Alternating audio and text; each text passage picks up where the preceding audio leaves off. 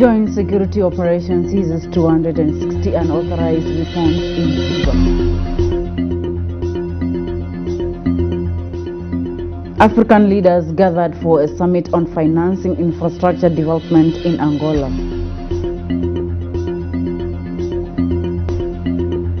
And government-constructed water yards transform access to clean water in Wau.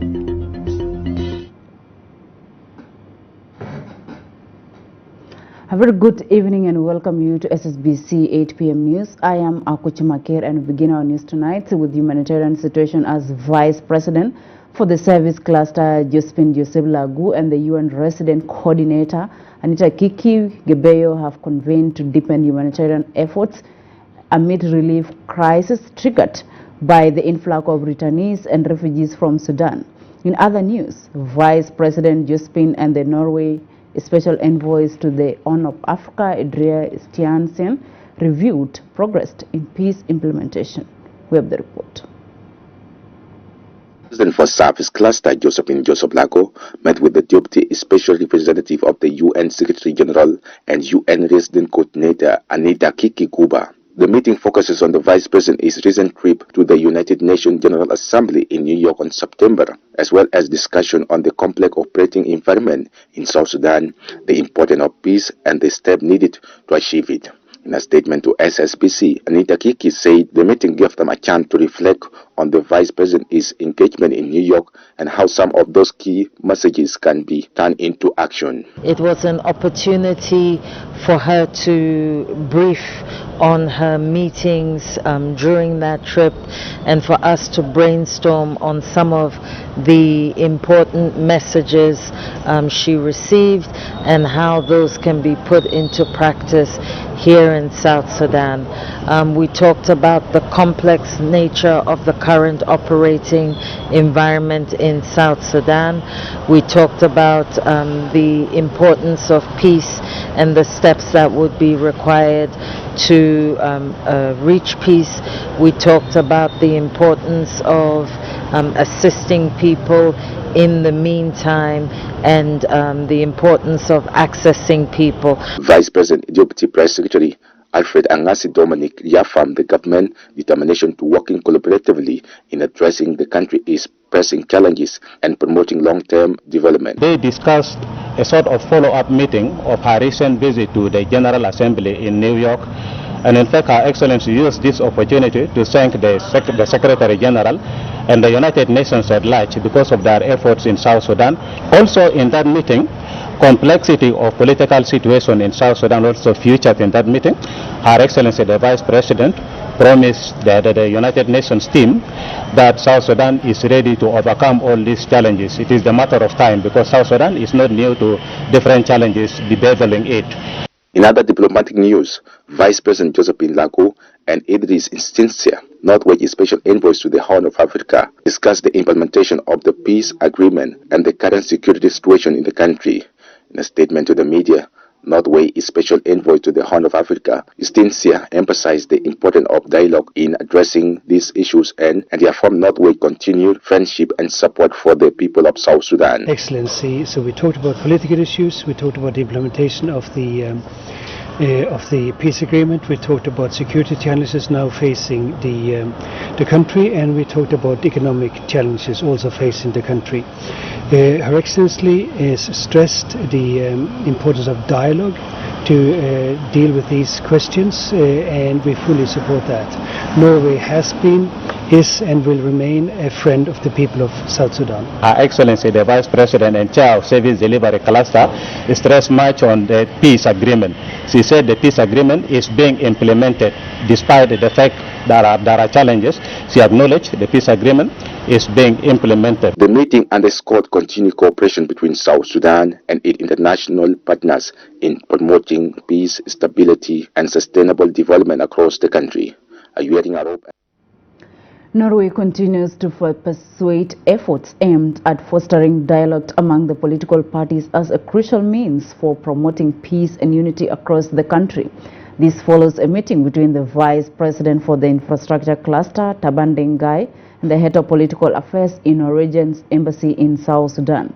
Vice President's Press Secretary Manuel Dut explains the outcomes of the meeting. Norwegian's diplomat reaffirmed his country's unwavering commitment to bilateral cooperation towards achieving South Sudanese peace and stability.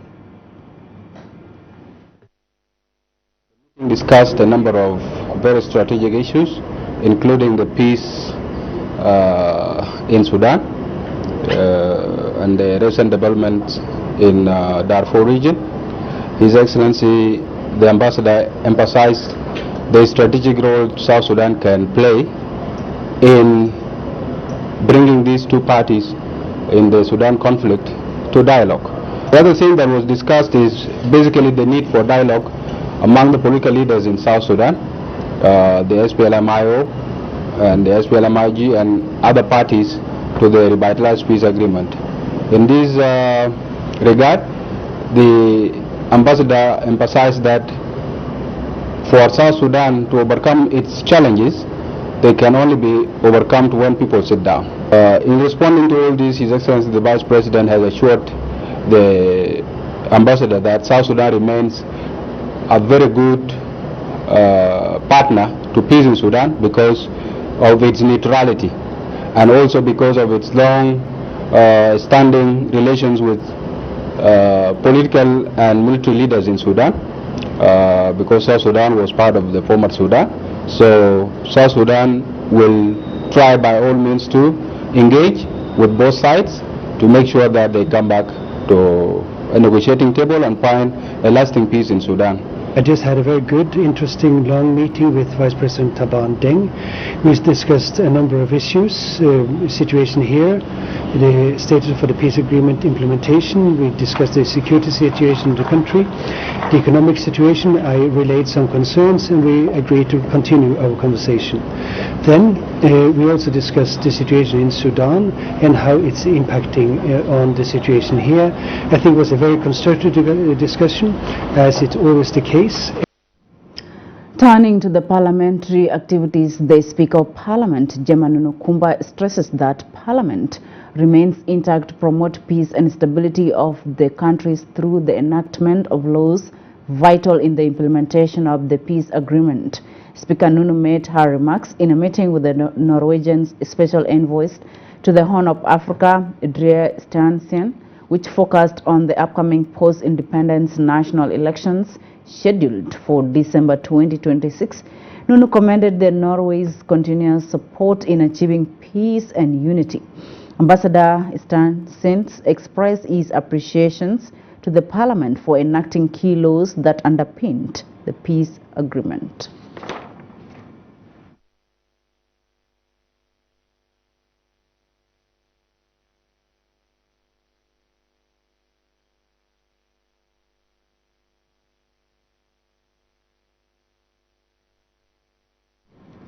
A recent joint security operations involving the SSPDF, Police and National Security Service has led to the seizures of over 260 illegal weapons across several neighborhoods in Juba City. The operation followed a rise in crimes group. SSBC, Teng Joseph has the details.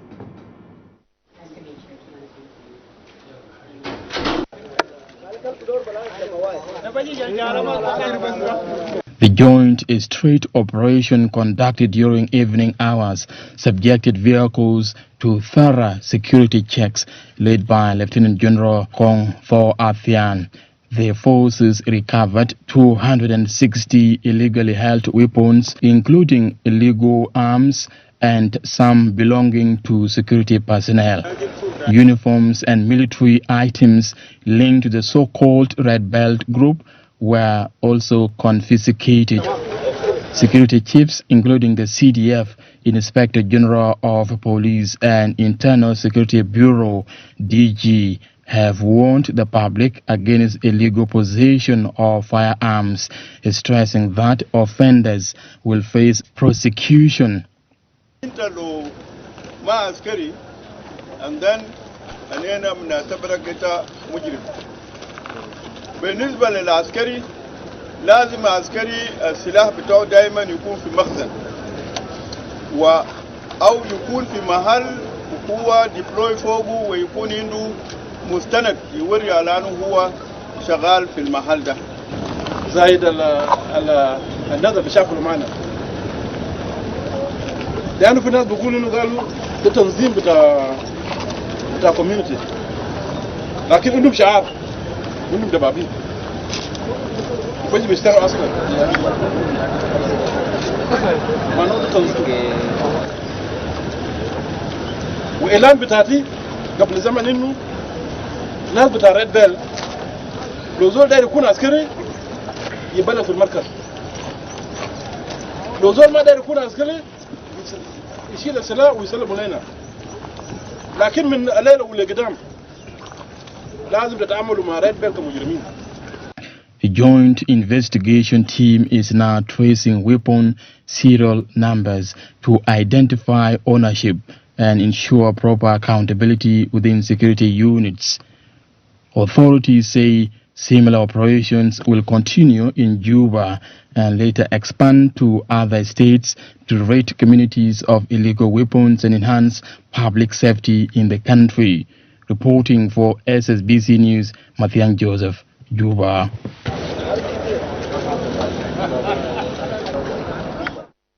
The authorities in Fashoda County, Upper Nile State are grappling with the worsening humanitarian solutions of 8,000 people displaced by severe flooding. Leading the government, this comes during a meeting between the Minister of Humanitarian Affairs and Disaster Management, Albino Akol Attack, and the parliamentarians representing Fashoda County. In a media statement, a lawmaker Odong Ngor confirmed that floods have smashed over 1,200 households in the region, calling for humanitarian assistance to arrest this relief crisis. Minister Attack assured the lawmakers of the ministry's commitment to address the situation. قدرنا نتلقى منه معلومات انه هو برضه هيحاول يدعم ويساعد المواطنين المتضررين في المنطقة، وأكد لنا إنه الوزارة بتاعه جاهز عشان ما يدي الدعم، وبرضه هيتكلم للمنظمات الغير حكومية عشان ما يوفر الدعم اللازم يتمثل في المسكن والمأكل والمعوى برضه.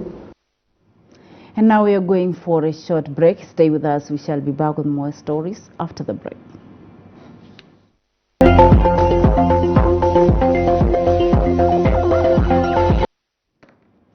Welcome back from that short break. Now crossing to the Angola capital, Luanda, where several African heads of state and government are gathering for a summit on financing infrastructure development aimed at fostering cooperation to achieve the economic goals.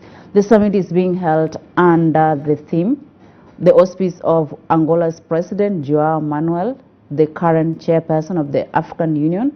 Finance Minister Athian Ding Athian is attending on behalf of President Salva Kiir. From Luanda, we have our reporter SSBC Abraham Ken has the details.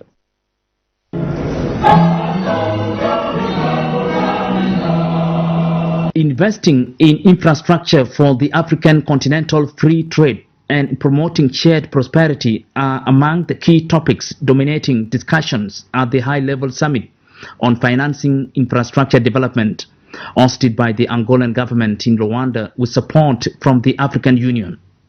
Que juntas podem gerar mais 2.685 megawatts. As the summit continues, leaders have emphasized the need for a coordinated and decisive response to the challenges confronting the continent, through mobilization of domestic resources to finance critical sectors such as road networks to connect countries and industrialization to drive economic transformation. South Sudan, represented by Finance Minister Athian Ding Athian, is expected to benefit from the summit's outcomes as the country continues to work towards improving its road infrastructure and strengthening its economy. Among other key areas the leaders are discussing include investment in energy, technological advancement, water and sanitation, and creation of jobs for the youth. Abraham Aken, SSBC News, Luanda. Angola. Thank Abraham Aken for that report. The Minister of Labour and Industrial Relations, James Hothmai, confirmed that South Sudan has been selected to host the IGAD Ministerial Meeting on Employment and Labour Migration in 2027. This comes following the conclusion of the third IGAD Ministerial Meeting in Nairobi, Kenya, where the two ministers for Labour and Interior participated. Speaking to the media after his return from Kenya, Minister James Hothmai said the meeting centered on regional employment, labor migration, human trafficking, single visa policy, among other areas of regional benefits.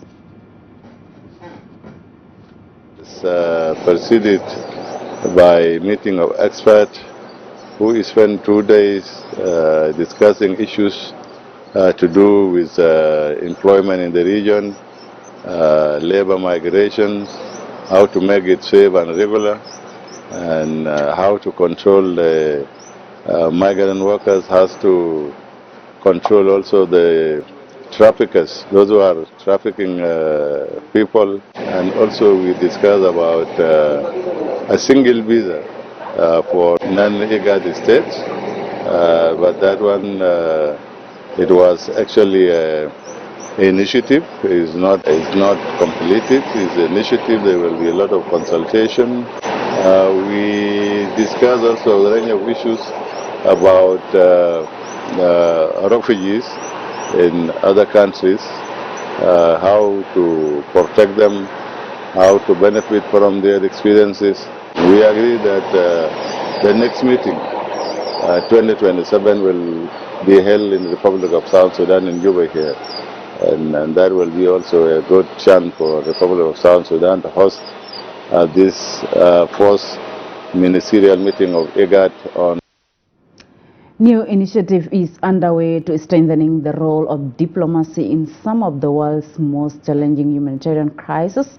The goal is to equip diplomats with the legal knowledge needed to navigate complex conflict zones. We have the report. The Ministry of Foreign Affairs and International Cooperation and the International Committee of the Red Cross have rolled out a training program on the international humanitarian law at the Ministry Institute for Diplomatic Studies in Juba. This training program seeks to equip diplomats with crucial legal literacy. Organizers of the training said the program will enable diplomats to engage more proactively with all parties involved in conflicts, from armed groups to international agencies, to ensure the protection of civilians. Addressing the opening session on Tuesday, the Undersecretary in the Ministry of Foreign Affairs and International Cooperation, Agnes Osoha, says the government is determined to allow humanitarian access in areas under its control. The humanitarian access is being granted. We do not deny humanitarian access for those who are in need. For example, if WFP is doing airdrop for food, or is trying to deliver items for those who are in need, government usually grants access, unless it's an area that is not under the control of the government. The Director General of the Institute for Diplomatic Studies, Ajing Adiang, says the training is fundamental to upholding compliance with international humanitarian law, for protecting vulnerable populations, and ensuring diplomatic effectiveness on the ground in conflict zones. This training is very important on international humanitarian law, and it is crucial for promoting compliance with international law, ensuring the protection of vulnerable population, and enhancing diplomatic effectiveness in conflict zones. ICRC head of the delegation, Daniel Bungskog, says ICRC has a mission to protect lives and dignity of the people affected in armed conflicts. And our mission is to protect and assist people affected by armed conflict and other situations of violence. We also aim to prevent the suffering by promoting and strengthening knowledge, understanding, and respect of IHL. This is why we are here today, to share that from the mouths of our experts and of our experience, and also from others on this panel, very much attuned to IHL. According to officials, the training is about bridging the gap between legal frameworks and frontline diplomacy, with the hope of creating more tangible protection for South Sudan's most vulnerable populations. Abraham Felix, SSBC. Eastern Equatorial State SPLM delegation led by the party secretary Germano Charles presented a report and work plan to the SPLM Secretary General Professor Paul Logali Jumi in Juba. The report entails well-structured frameworks for fostering peace and development. Speaking following the meeting, Charles expresses SPLM's continued efforts to mobilizing and recruiting new members across the state, stressing commitment to engaging investors in agriculture, mining, energy sectors to promote self-reliance.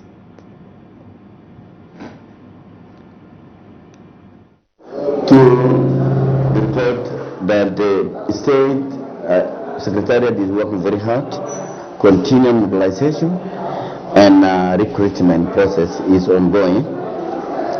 We also share many issues, importance of the party to engage investors, to invest in agricultural farms, mining companies, and power. We actually thought this could be another way of how we can empower the party so that we may not depend on support from individuals who may not help so much. But it is, if we have such activities, they will support us and the party can stand alone and will support. Governor Jacob Dola calls on the people of Upper Nile State to embrace peace and reconciliation to bolster towards achieving security and stability in the state. Governor Dola made the call during a meeting with Jiang Abiliang youth delegation to Reng County. For the report. The governor of Upper Nile State, Jacob Dola Roots, and delegations from the state youth discuss prospects for joint cooperations and concerted work for peace and stable security across the states. In the meeting at the State Coordination Office in Juba on Monday, Governor Dola Roots stressed the important role the youth can play in restoring peace and peaceful coexistence among the communities across the state. This morning, I received the number of youth, particularly from Upper Nile State, and I also assured them to have the peace in the state. It is the collective responsibility from all of us, young, elders, and the citizens of Upper Nile State. Let us advocate for peace so that our mothers, brothers, and our kids should enjoy the privilege they deserve as the citizens of Upper Nile State. On part of my mission to Nasser, to allocate my office temporarily to Nasser and Wulang, and I told them also, the young people also, I need your support. Let us join our one together, and we will make sure that we go and engage our community, regardless of their ethnicity and regardless of their religions. We must also embrace them and bring them together as the people of Upper Nile State. Kamiz Ayul, the youth team leader, says the mission is to congratulate the governor upon his appointment to the position. He declares the youth will rally behind the state administration for peace and stable security in the region. With the numerous issues concerning the security in the states, possibility of going the governor to the Wulang and Nasser, and we have come to affirm our commitment and support to His Excellency the Governor, to support him with that idea, because our people in Wulang and Nasser, they need peace, and peace will not come unless the president of the government of the state is there temporary. To Wulang and Nasser, we will also give a morale of our young people who are holding the guns to come back and to work for the peaceful of two counties. The same context. ورسائل قوية تهم مجتمع الرنج وتهم مجتمع ولاية على النيل قاطبة وتهدف إلى تحقيق السلام والغايات المنشورة. For SSBC News, Mario Sulaiman. Communities in High Jadid and High Dinga of Wau are now accessing clean and safe drinking water through the newly constructed water yards. The facilities are being built by the government and partners, including the International Organization for Migration, IOM, funded by the World Bank. We have the report.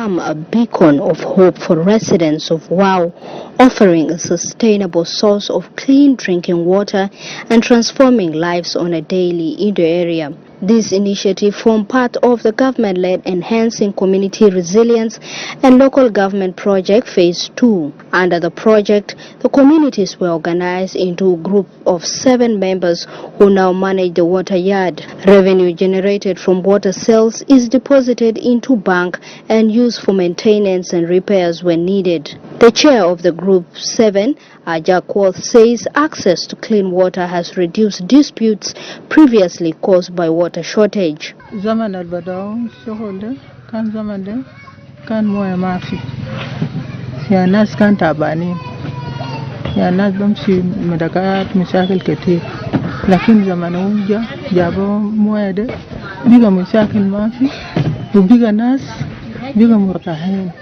بيشربوا مويه ما في مشاكل تاني هاي زول مرتاح بكلام بتاع مويه ده. The Secretary for Boma Development Committee at High Jadid, Manyang Mayen Kwol, says the community has long reported high cases of waterborne diseases, which led to the construction of the new water yard to address the problem. Only one borehole in the community, and people are not getting water where people go to the local borehole, and there are lots of diseases like waterborne disease, such as diarrhea, typhoid, and since we received this one, it reduced the number of this waterborne disease. For Uda Iman, a 40-year-old restaurant owner at High Jadid, the project has brought economic relief.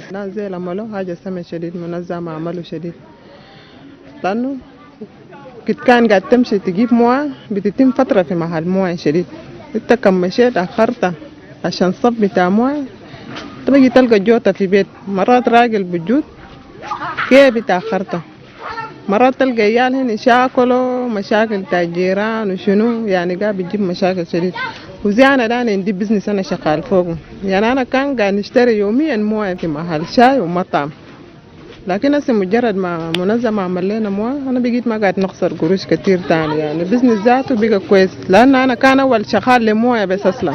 The ECRP2 project targets approximately 950,000 vulnerable individuals across 16 counties in Western Baragazal, Unity, Upper Nile, Jonglei, Northern Baragazal, Walap State, and Greater Pibor and Roing Administrative Area. The Chief Executive Director for Wau Municipal Council, Julio Emmanuel Mama, says the project has created employment opportunities and improved local service delivery. Conflict plus resources. Resources there is a bigger than moya, source bita moya. Nina ganu kutufi center haja kide bilim arba hila wala kamsa hila. Yeah, mungkin hile de, this community bita hile de, or they can come and share the same source bita moya de, bukun fogo. The water yard now serves more than 1,000 people in High Jadid, High Denka, and surrounding areas. In addition to water supply, the managing group has expanded activities to include tree planting and a vegetable garden project, both sold to the community at affordable price as a means of generating savings and sustaining the initiative.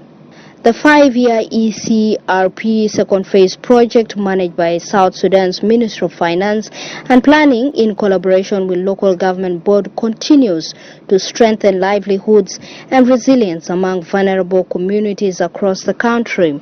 Reporting for SSBC, I am Adia Gildo. The South Sudan Football Association launched the South Sudan School Football Tournament this morning at the Juba Stadium to run for 2 weeks.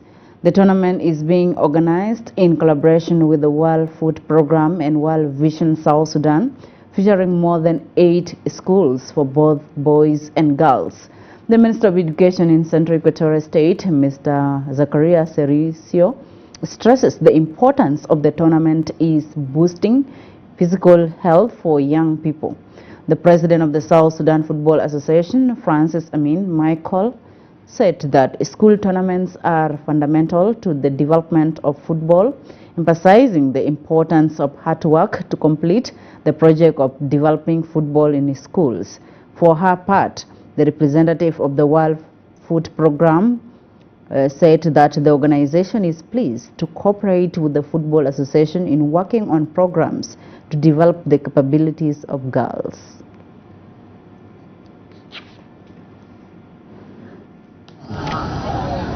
مساعدا بيكون في مستقبل جميل جدا للشعب بتاعنا والعيال بتاعنا والمواطنين بتاعنا في جنوب السودان، خصوصا وهم ماشيين الان يمثلوا يلعبوا الدورة ده وبعدين يمثلوا جنوب السودان في دول افريقيه. ونحن عشان دايرين نلحق الامم دي الرياضه لابد اذا ما قال رئيس الاتحاد نحن نبدا الرياضه من المدارس. And in football, professionally, we need to start from the basic, and the basic is in the schools. My younger sisters and my younger boys in the field, please try to work hard, learning, and from there we are going to pick the talents, and that's what we are looking for. Actually, the talent is there, most of teams, girls and boys, and even the referee and the coaches, and you are the future of this country. As WFP today, we are proud to say we have done the best we can in terms of getting out of the school classrooms to come out to the playground. Learning is not all about being in the classrooms. And that story finally brings us to the end of our 8 p.m. news. On behalf of the team, I am Akuch Maker, and we thank you for joining us. Stay tuned and enjoy the rest of the programs coming up. Bye-bye for now.